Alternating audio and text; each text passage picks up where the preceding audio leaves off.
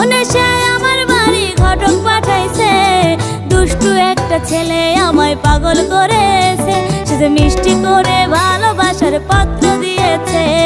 দুষ্টু একটা ছেলে আমায় পাগল করেছে, সে যে মিষ্টি করে ভালোবাসার পত্র দিয়েছে।